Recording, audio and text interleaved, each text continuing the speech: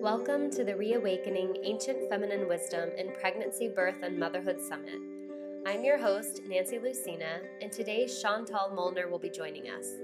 Chantal has worked with new mothers since becoming a childbirth educator in 1978. She has worked in many roles in many settings, from working in medical centers to freestanding birth centers. Chantal was able to see the difference it makes when women are allowed to tap into their primal power and birth in their own unique way. Chantal believes that labor, birth, and nursing are unquestionably the most defining experiences in women's lives and should be treated as such. In an effort to affect as many women as possible, Chantal went on to co-produce the Milky Way Movie, created to highlight just how important these events are in a woman's life. In today's conversation, Chantal and I discuss the importance of the undisturbed first hour of a newborn's life, what conditions we can create to support successful nursing, and so much more.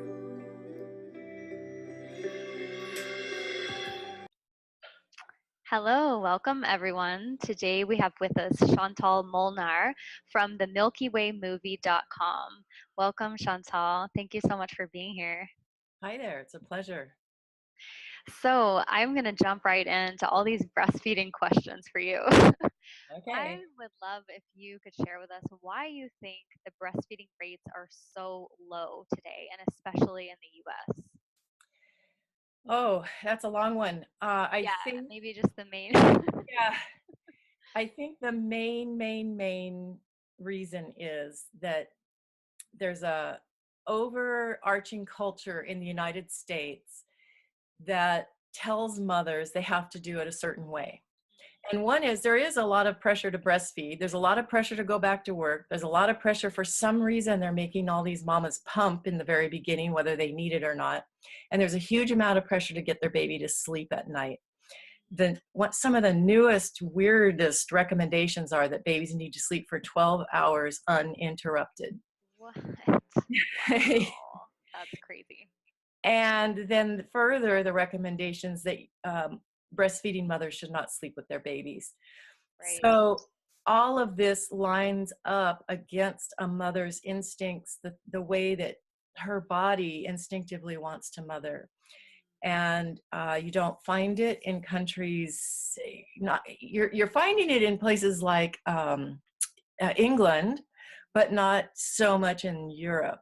Although they start to incorporate our culture pretty quickly, so they are getting some of that.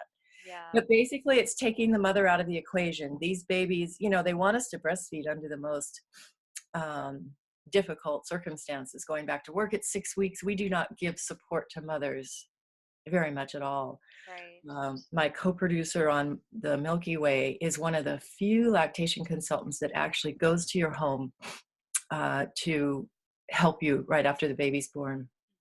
And she's on call for you until you don't need her anymore. So that's pretty rare. Yeah, absolutely. Yeah. So I think that's it. It's just our culture sort of colludes against what normal mothering is and tries to get you to do all these other things. And I'll tell you, I'm online on Facebook with all of these different mommy groups. The pressure is just incredible. Yeah, I've noticed that too, and the lack of trust in one's own instincts, right? For me, Well, that's how can you trust it when your doctor's telling you no, yeah, the hospital's telling you no, the public health department's telling you no, everyone's saying no, no, no, no, no. And then all these people are saying, I have the solution for you so your baby can sleep for 12 hours. Well, that's not good for breastfeeding at all. that is crazy. I don't think my daughter slept that long until she was probably 5. Well, I don't know if my daughter still sleeps that long and she's 30. Exactly. So, who sleeps for 12 hours? And to have that as a pressure saying that's a gauge of how good of a mother you are, Oh God, yeah. that's not so good. Right. Yeah, well, my next question for you was, what do you think the most common mistakes are that women make when they're trying to breastfeed? And what do you think, like, what are some things that they could set up for themselves to make it more likely to be successful? I think that so many mothers, when they enter into a relationship with their OB and their pediatrician, they don't realize how important those relationships are in terms of supporting what you want to do. Mm. And I think that's the first line that gets thrown at mothers is doctors who separate mothers from babies, and then pediatricians who say, you know, this baby's eating too often. It's and then not having a community of women who have done it, been there, that can support you.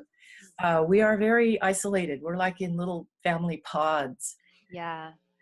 And I think that lack of community, and we actually talk about that in the film, that community is one of the most important things. And I didn't have any, but I had my daughter in 76. So there really wasn't a whole lot around. Mm.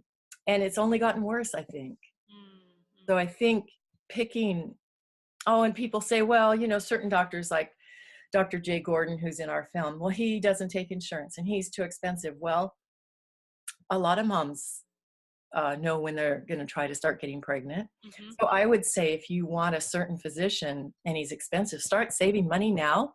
Mm-hmm.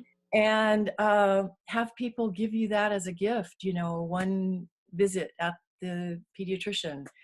Yeah. And, you know, start thinking of that as being as important as a crib, because a crib is unimportant. Right. And they pay $1,500 for a crib and don't even blink. Right. Yeah, So, exactly. The priorities. Yeah, it's interesting. I was talking to a woman, a postpartum specialist. I did an interview with her, and she said a similar thing. Like, we need to start saving up for postpartum, just yes. like we save up for a wedding. You know, just like we don't blink an eye when we spend so many $1,000s on a wedding. Why can't it be like that for the thing that's actually so important?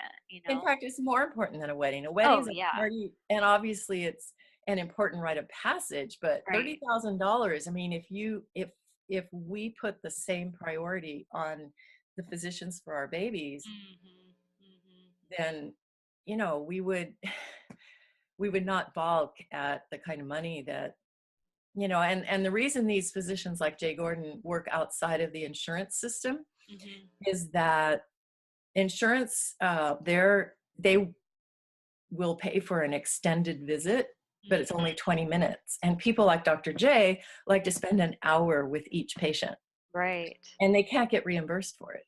Okay. So Yeah. they quit taking the insurance, which constrains them in their practice. Mm. So, but many of them, there's still a lot of physicians out there that do take insurance, that are good physicians, but you still have to do your homework, just like you would if you're buying a car, computer, planning a wedding, all of that. Mm-hmm. Put as much energy into it as that. Somehow our culture doesn't value that. Somehow, I don't know. Oh, Yeah. what OB did you use? Okay, I'll use him. Right. Yep. Yep. And what about investing in a lactation consultant? Do you recommend also, just with that question, do you recommend people working with someone online, or do you only recommend in person from your experience? I think in person is really Yeah. important. But here again, you have to find someone. One of the things that I've discovered, Jennifer and I both have discovered, is some lactation consultants can be very directive. This is Mm-hmm. what you do, this is what you do, this is what you do this. And they often don't value the mother's style of mother Right. or her Right. So what Jennifer and I have developed is a way of bringing out the natural mothering from the mother. Mm. So yes, lactation consultants are really important to help you get a good latch in the very beginning, and to look at the oral cavity, make sure there's no tongue tie, lip tie, high arch, any of those things. Mm-hmm. But sometimes they can make a mom feel really inadequate. I Mm. hate to say that about my own profession, but Right. what we like to do is see that women know that everything they need to know is inside them about Yeah. their baby. They might not know about the next door baby, but they know their baby. Mm-hmm. And too often that gets pushed aside, that's not important. Yeah, absolutely. And that is honestly why I am creating this summit, is because of that exact thing, that I want to just reiterate over and over through all these different speakers, we're saying the same thing in different words, which is essentially you actually can trust yourself, and we're given so many different opinions, but at the end of the day, your body will guide you. So hopefully women can also take that into consideration when they're choosing a lactation consultant or any other care provider or person that's going to help them, Exactly. that they can find that resonance in their own bodies too with that person, right? And Right. trust that guidance. And that means sometimes saying, no, thank you. Yep. I need to try another one. But it's really hard when you have a screaming baby. Sure. That decision, you feel so desperate because those early days when if a baby is not doing really well and is screaming and mom's exhausted, those are Yeah. really hard times. That's why Oh, you need yeah. food. We didn't go into it in the film, but one of the things I really, really stress is creating community for your baby moon. And Hmm. baby moon has been co-opted to mean the travel that the husband and wife or the two partners take before the baby's born. But Okay. that's not, we see it as the first 6 weeks or so postpartum Hmm. when the family is getting to know each other. Hmm. You choose very judiciously who you want around you. Yep. And you need really, really not a mother or a mother-in-law that's going to be saying, oh, you're feeding too often. You never fed that often. The baby's always hungry, that kind of stuff. You need someone who truly, truly supports the mother Hmm. so that if the baby's screaming, there's someone there to give her a break, to let her go take a shower, to help calm the baby, to call another lactate, to help her navigate those really rough times. And even when it's easy, it still can be really challenging. Yeah, absolutely. And I Yeah, love that you bring that up because so much is always in preparation for the birth, the birth, the exactly. birth, the birth, and then the baby gets here, and you're like, oh, whoops, like I didn't plan for Yeah. all of this, right? You almost, I think it hasn't changed much since I had babies in 75 and in 76. I felt like I'd been drop kicked from a community. Oh, I had been going to childbirth classes, and a lot of these same people were going to the same doctor. So I was meeting them in the waiting room. Then I had the baby, and it was silence. wow. Yeah. And I was really isolated. My best friends had been traveling overseas for years, and I was alone. I was very isolated. So I had to just muster it up on my own.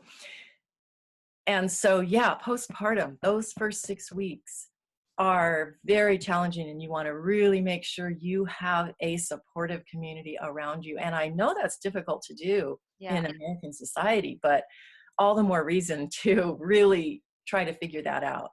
Absolutely. And get help bringing food over and like Yes, basic cleaning. Yeah. Even like you said, exactly. holding the baby to take a shower. That Yes, means so much to a new mom. And I think a lot of the times people really want to help out, but they just don't yes, know how or they don't want right. to intrude. And so because we are a culture where we are so kind of isolated in these modern homes, I think people don't want to be intrusive. And so sometimes it takes the mom and the partner going like, you guys, I really need you during these weeks and I here's mean, what you could do. there are now programs online where people can sign up for meal Yep. trains The and food train. Yep. yeah, stuff like Absolutely. that. Yeah. Um, but it's really important that we think of those times because we have to take care of ourselves. Mm-hmm. Very rarely is someone going to step in and take Yep. care of us. Yeah. Um, and some of that includes money. Mm-hmm. There's all sorts of ways online to contribute to something. And you can always have, here's my postpartum baby account. This is going to be for private lactation consultants. If I have to change a doctor, that way you have that there and okay, could you please call someone else? This one didn't work for me. Yep. You know, Exactly. preparing ahead of time is really important. Mm-hmm. Mm-hmm. Yes. So much. Well, I'd love if you could talk to us about the not just the nutritional benefits of breastfeeding, but actually some of the other benefits of the emotional and bonding components that people might not know about. Well, interestingly enough, only about 10% of nursing, I like to call it nursing because breastfeeding sort of makes it sound like it's just feeding. Okay, yeah, yeah. So, nursing is about the laying down of the synapses in the brain and the creation of neurons and this is one of the things that I think is really important to know. When your baby latches on, our bodies become entangled, just like they were when they were inside. You're one, but you're two, right? Yep. How does that work? You're two people, but you're in one body. Well, when you come out, human babies are out of the womb gestators. So they're actually still gestating. So you need to provide an environment for them that feels like the womb. And they're born very, very immature, like 4 months immature neurologically. So when you get them to the breast, there's several things that happen. One is there's an identifiable smell that the baby, and they call it the smellscape, that the baby locks into. So if you've nursed a baby at night, oftentimes your baby can latch on without you even waking up. Yeah. They can find it. Yeah. And you're like, oh, okay. So the smell is really important. And if you've slept with a baby, oftentimes you find your baby's head right in your armpit. And some of the mamas online are calling them armpit babies.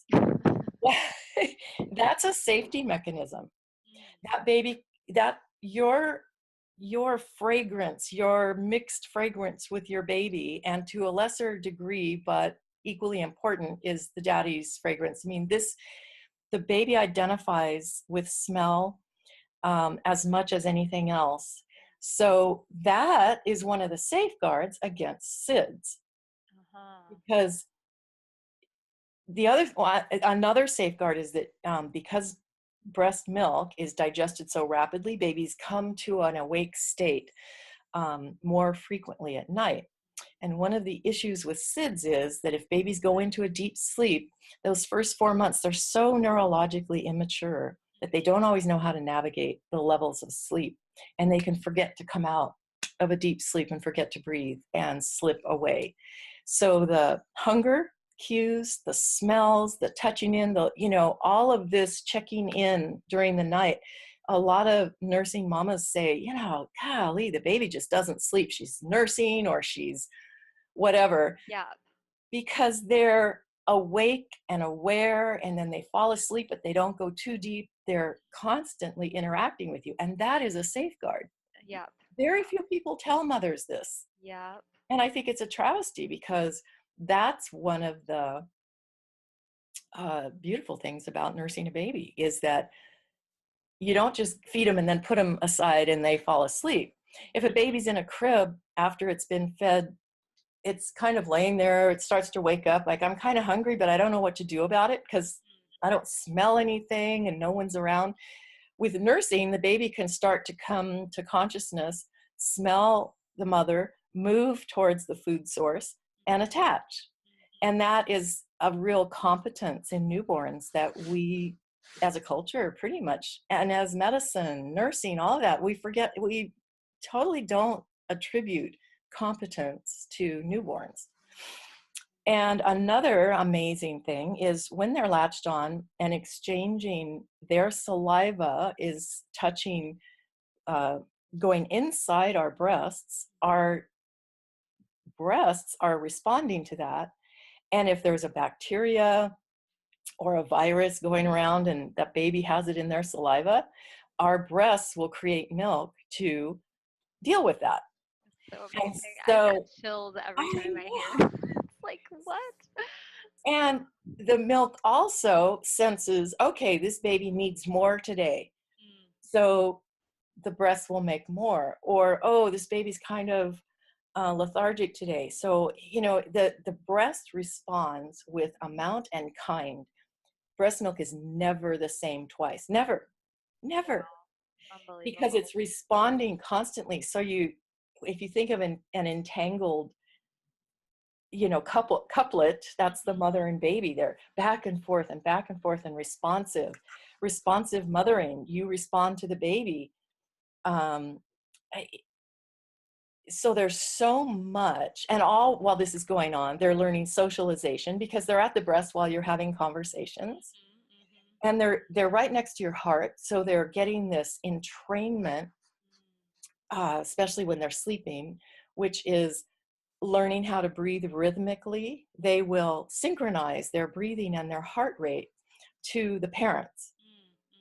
So they've actually seen a reduction in SIDS, even if the baby is in a bed next to the parents, but being in the parents' room where you can hear the sleep sounds and they can synchronize with the parents. But in biology, one of the things that we learned is we had these little heart muscles, and we took them apart, and each little heart muscle we put under a microscope, and they'd be beating at different rates, but you put them together and they synchronize. Wow. And so the heart muscle is set up to do just that, to synchronize with who they're sleeping with. Yeah. And so you synchronize with the baby, and if the baby starts to fall out of synchrony, meaning that it maybe the baby's gotten into a deep sleep and needs a little help, the mom might move, her heart rate might go up, and the baby responds. So nursing is a fully responsive relationship. The milk is responsive, the skin is responsive, the smell is responsive, everything about it. The mother responds to the baby, baby responds to the mother. So the word nursing really takes into account all of that. Yeah. And gives a perspective that it's so much more than milk. Yes, the milk is amazing. However, Yeah. it's the relationship, it's the back and forth, it's the continual checking in and responding. And, you know, nursing mothers don't even realize they're doing it. They think, oh, I'm just going to feed the baby. They don't even realize all of this is going on. Yeah. Absolutely. My husband calls it the ultimate in multitasking. There you go. That's so true. I love it. Yeah. Thank So, you for that. aside from lowering SIDS, responding with antibodies to disease, socialization, you know, nutrition, laying down of the synapses in the brain, increasing the brain. You know, they say the brain develops the most in the first year, and nursing helps them to develop at the rate that they are supposed to develop, because there's all this interaction. And when you have interaction and responsivity, you're laying down more brain cells. So that's all. Yeah. No big deal. Thank you. Wow. Thank you so much for that explanation. Could you talk to us about the first hour after following birth and what that would ideally look like and why, and then what it usually looks like in maybe hospitals or other situations where the people aren't so well educated about these important factors? Right. Well, I know that's a big question. So no, it's actually wonderful, and it's right up my alley, because I come from a home birth midwifery background where there was never a question where the baby went.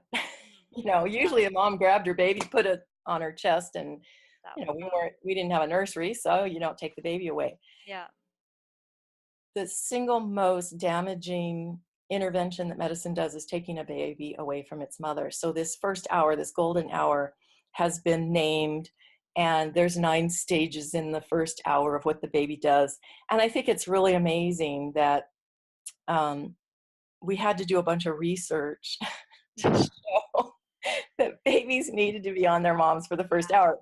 Sadly, what a lot of hospitals do is fine, okay, the first hour's up, now they take the baby. Right.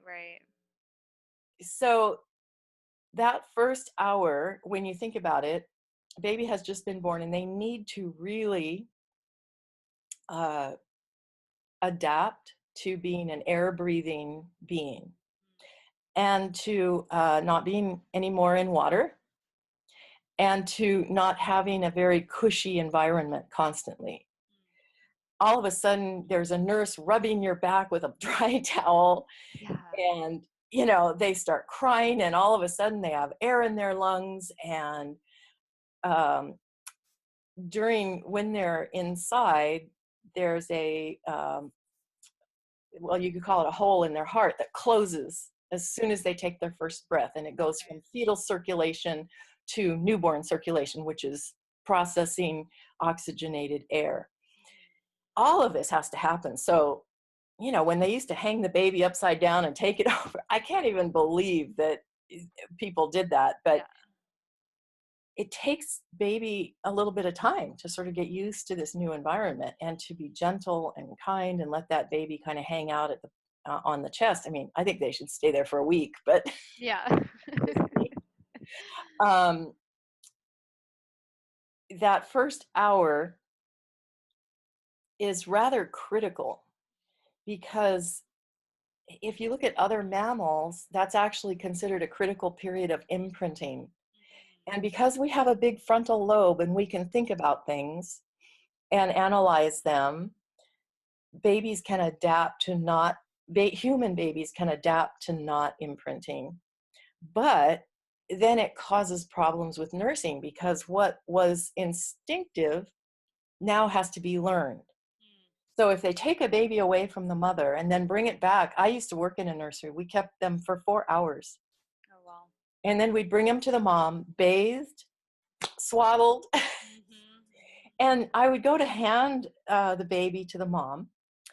And inevitably, I don't know if you can see my hands, they would grab the baby like that, like almost push back, because they were kind of like, oh, What's that kind of? yeah. Yeah. So there was already this wall Right. just from the separation, nothing else. And of course, the baby's swaddled and wrapped, so, and it doesn't smell right. There's a midwife out on Facebook land who talks about not putting a hat on the baby, because hospitals tend to want to put a hat on the baby to keep it from getting cold. Yep. Well, she says, but that keeps the mother from smelling the baby's head. Yeah. This is all part of attachment. Attachment is imprinting. And imprinting, though we usually associate it with, little ducks or other animals, it's really important to us. Imprinting, and then when you lay a baby face down, tummy to tummy on a mother, that triggers a feeding sequence. And so the baby will usually start to bob their head or move towards the breast and self-attach. That's just instinctive. So now that you've taken the baby away from the mother, you've wiped out the instinct, and now you have to teach a baby to nurse. Right. And that's where lactation consultants got created. Okay, right. Because it was a direct result of babies not having that instinct. And, that's a really important thing. That's why our breastfeeding rate went really low, because a lot of moms just don't have it in them to try to teach a baby how to, they're like, how come you don't like me? That was what so many of our moms would say. He doesn't like me. Oh. That was their first response. He doesn't like me. Wow. So that first hour is absolutely imperative. Yeah. And the NICU that we filmed in Berlin, they actually honored that first hour with the teeniest babies. They put the masks, whatever the baby needed, and then they would put that baby on the mother, and they keep them there, because that instinctive connection that includes smell, touch, food, all of that, voice, everything all comes together, and the baby goes into an instinctive mode of survival. I mean, it's true. It's not just survival, it's thriving. They can survive in many situations, but it's going into this mode of, I need to do this so I can thrive. Yeah, exactly. So that's what that first hour is. And I would say that we need to move away from and start saying the first hour and beyond. Yeah. The first that we hour can't. is the minimum, right? It's the absolute, it's essential. I mean, if a baby needs resuscitation, once they've gotten some of that, and they still need some help, okay, but you bring the baby right back. We don't limit it to the first hour. But it is essential. If someone is watching right now and has had their baby taken away for whatever reason, and now they're learning all of this, do you think there's anything to actually be done to reinforce that bond a little later? Yes, it depends on how old the baby is. But if the baby's still in the newborn period, they used to I heard of a thing called rebirthing, and you can get in the tub with your baby in the water and just naked, let the baby lie on your chest. There's that. Or you can just go skin to skin at every possibility, because when you're skin to skin with your baby, all of those instincts start to be aroused. So if their baby's 6 months old, there's not a whole lot Yeah. you can do. But if it's within the first 6 weeks or so, when the baby's still out of the womb gestating, first chance, and as often as possible, you keep that baby skin to skin. Yeah. And allow them to do whatever they want. If that means they're going to lick and nuzzle the nipple, even if the baby's bottle feeding, they may turn to the nipple because that smell really gets them going. So they can just put them on their chest, skin to skin, as often and as soon as possible after the birth. Yeah. Okay, great. Thank you. So I know you talk about this in your movie, but I would just want to bring this up before we get off around our culture of covering up when a woman is nursing.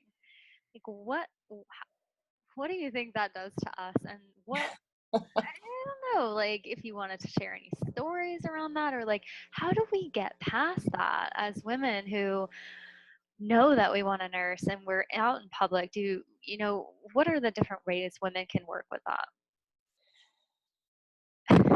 That is really huge, because if a mom is very modest, she might feel more comfortable doing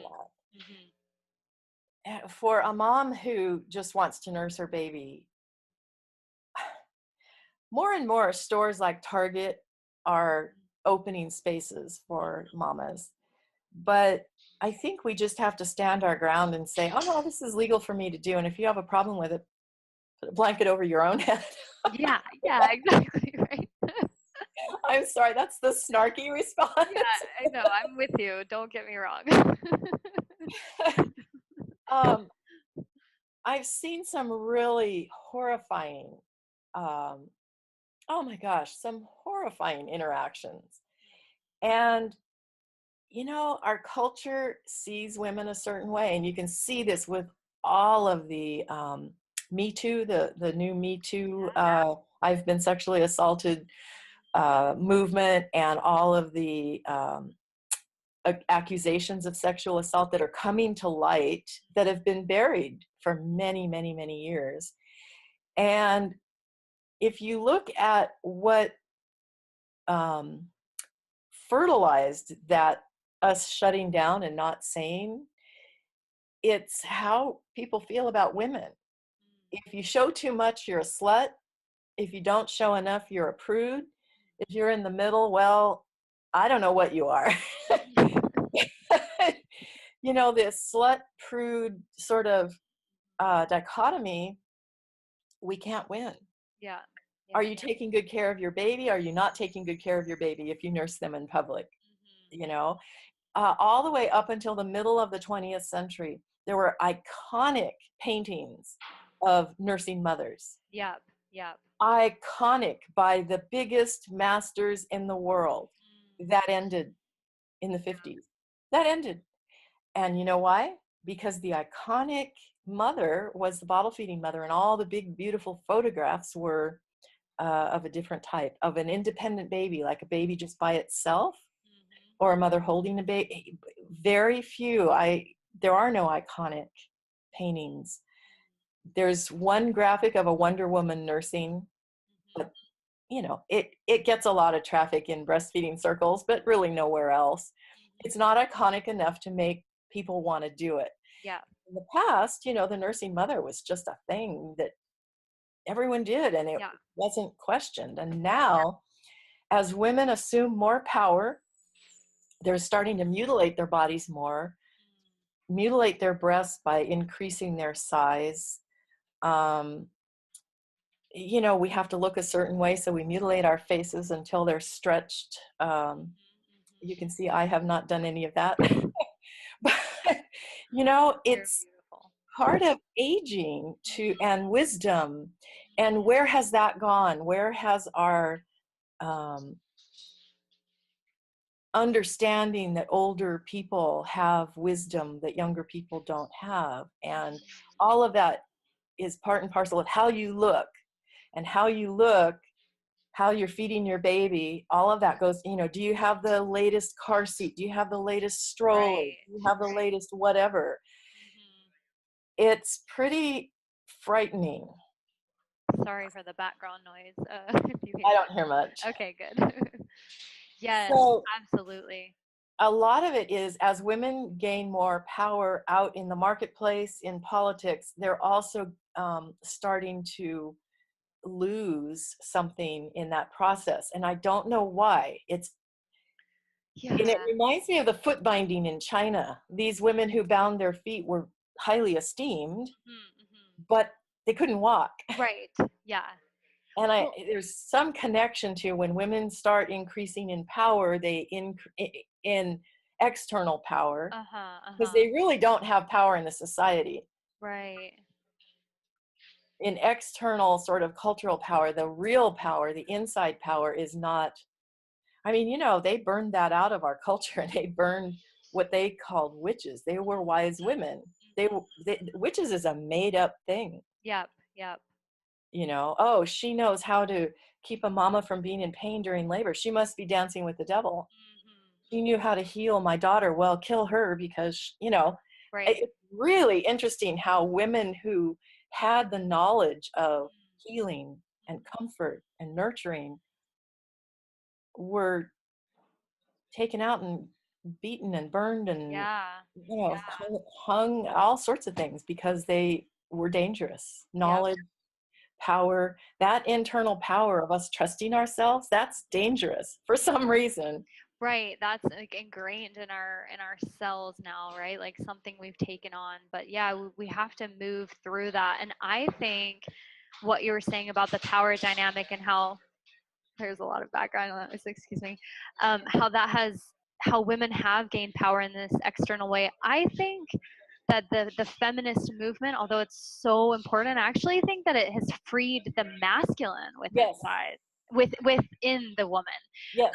You know, and so now we need to also free the feminine, which are all of these qualities that we've been talking about. And I know you also talk about that in your movie, moving from this male dominated, you know, reality to more of a feminine one. And at the moment we have to really try to create that for ourselves. We have to. Yeah. And, you know, Gloria Steinem, who was basically the mother of that wave of feminism, said many years later, she said, we've all become the men we wanted to marry. Yeah. Because the idea then was, hey, you can hire me. Just because I can get pregnant doesn't mean I can't do the work. And so we'll only take 6 weeks off because we need to prove to you that we can do this. And we did. So now it's time to move on. Yeah, exactly. We did free the masculine. And an interesting phenomenon that is happening is, as we are starting to free the feminine, there are many people that are crossing and becoming both. The fluid gender, and in some circumstances, they are wanting us to not define birth as solely something women do, and they want us to find a gender neutral word for nursing, which I think nursing is perfect. But I think it's interesting, the feminine hasn't even found its footing yet, and already we're being undermined again by another group of people. Right. And so it's a fascinating time, because I absolutely support anyone wherever they fit on the gender spectrum, because it is a spectrum. It's like a continuum. Somewhere in there, we all fit somewhere, or some of us slide back and forth. Right.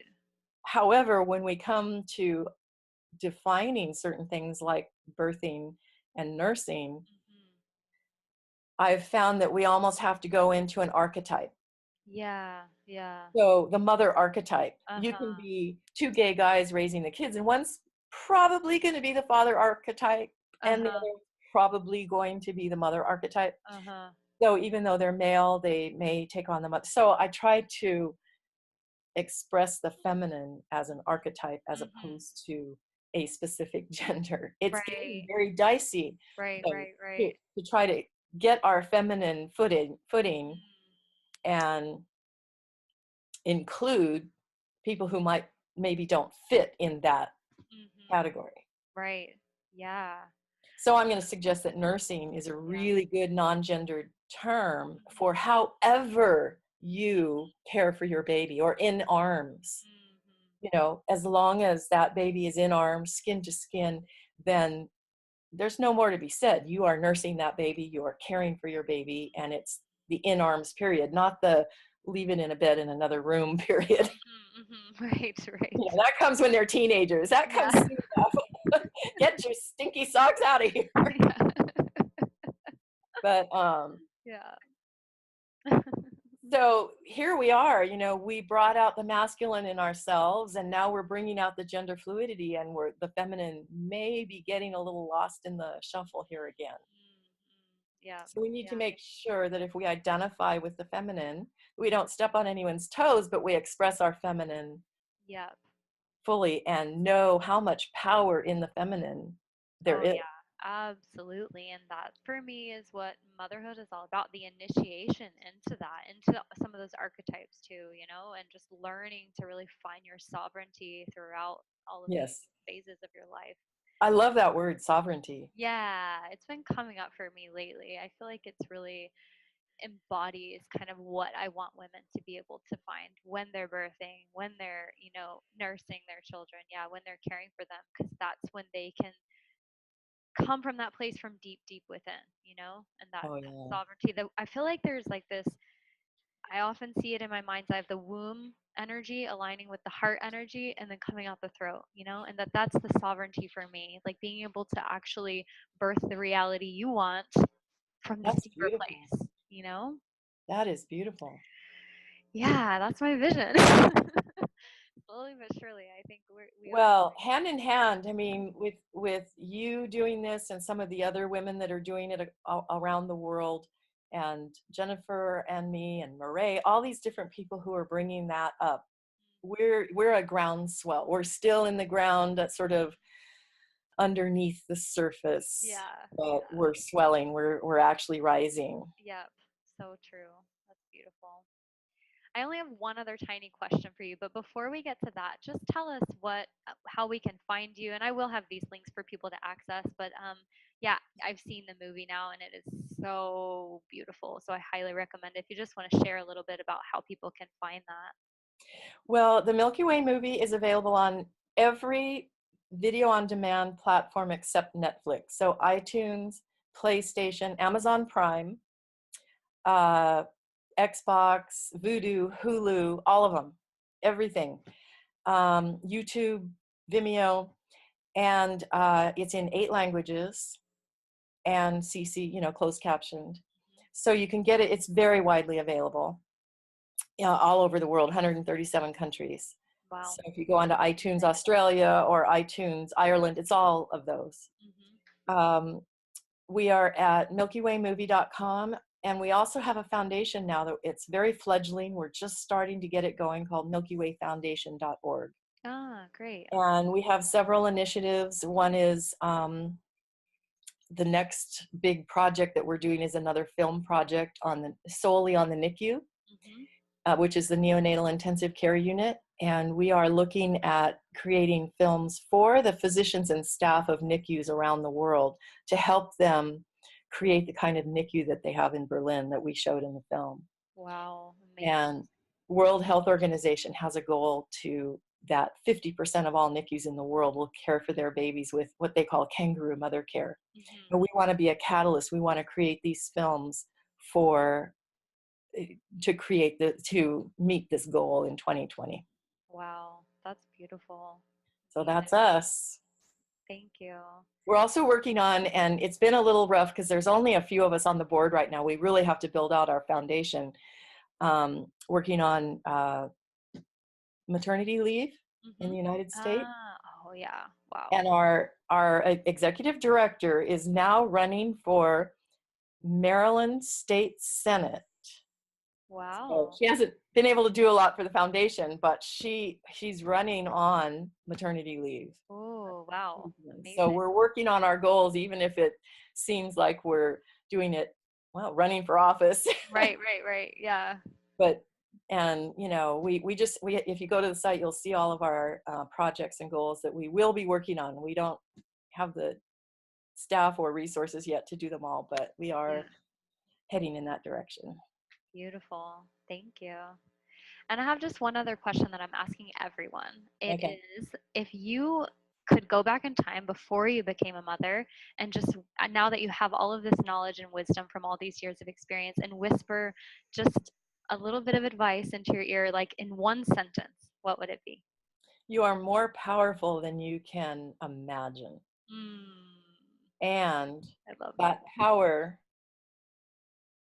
to surround yourself with people who help you express that power and stand in your power. Beautiful. Oh, I hope everyone watching can just take that in. That's such a nice. I got chills. I'm not getting chills so many times during our talk. Well, thank you so much. It was such a joy to talk to you. I really appreciate your time. Well, thank you for including me. It's really awesome. I can't wait till the whole summit comes out. Yeah, me neither. Thanks again and have a wonderful day. Okay, you too. Bye. Bye-bye.